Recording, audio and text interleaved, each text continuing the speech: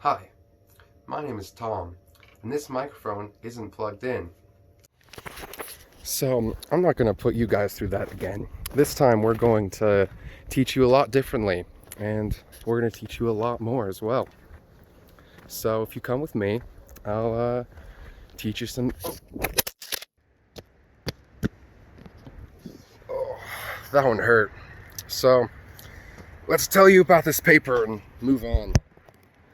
This was a research paper written by Alan D. Allen. It was published in 2016 on the IEE Volume 4, and it researched various fields in order to define consciousness and then apply that definition to prove a computer to be sentient. So you might be thinking, who is this Allen guy? Well, he was a research associate at UCLA Medical Center Olive from 1990 to 1994. And then he was the chairman and CEO of Cytodyn Inc. until 2010. And it's currently unknown what he's doing right now. But in this paper, Allen aims to answer how we can use research and tests from other fields to measure human consciousness, and how we can use these to prove that a conscious computer is indeed conscious. It's like, now that I think about it, this is a lot of work and I don't really want to do this, so I'm just going to leave you here and hopefully someone else will come along and teach you. One eternity later. I've changed my mind. I'll teach you about the paper, and you know what? I'll even make you a promise. By the end of this video, you're going to know how to tell if a computer is sentient and how to prove that computer is sentient. So I'll put you in my pocket, bring you home, and we'll figure this out. So Allen researched multiple ways that we currently measure the consciousness of human beings. And the first one that I want to talk to you about is, Allen cites a Mr. Sigmund, who states that a formal system cannot successfully examine themselves. Allen then goes on to say that a sense of others requires a sense of self. And since we can't successfully examine our own consciousness, we can't successfully examine the consciousness of another. Theory of mind, or TOM for short, which is the innate ability we have to sense the consciousness of other beings. This develops throughout our childhood as we look at our parents and animals and other humans, and we figure out that they have consciousness similar to our own. And so then we place them into a group that's separate from other non-conscious beings. And one second.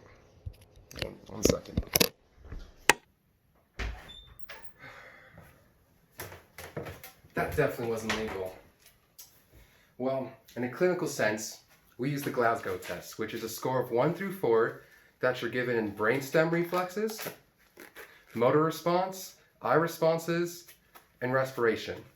The higher the overall score is, the more conscious you're considered. Now, if you excuse me, I have a body to deal with. We can electronically detect if anything is going on in your head with the use of electrodes on your scalp. Certain oscillations are associated with consciousness. Allen makes sure that his readers know that all of the ways we currently have of detecting consciousness are only surrogate markers.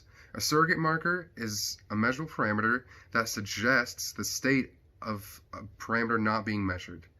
So even if we have TOM, the Glasgow test, the electrodes, and Sigmund's findings, it still only suggests that someone is conscious. It does not prove it.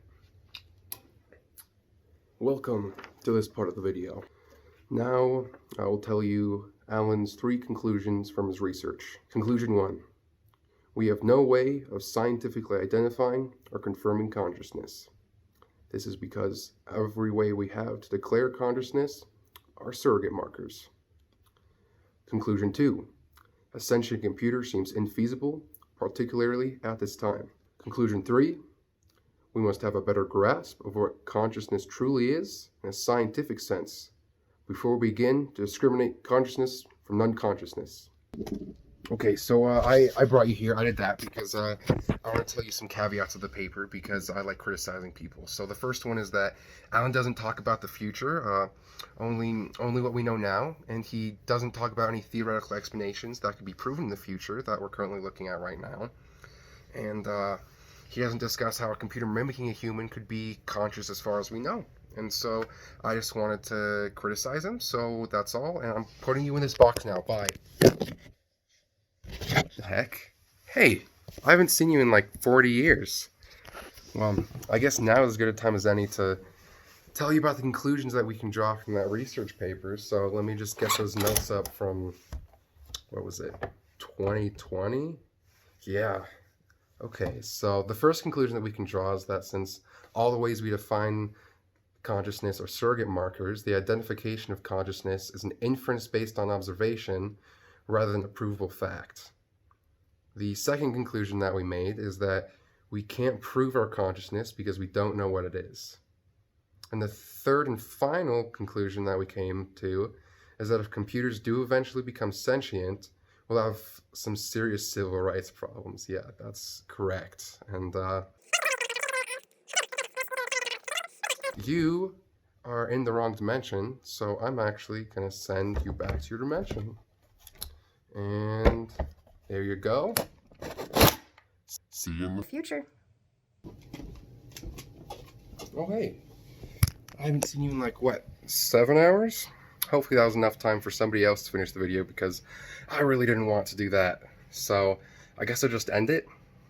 You might be wondering why this paper is important, and I tell you that it's important because it takes all of this non-sentient computer-related research and it puts it all together to make something bigger than any piece could do by itself.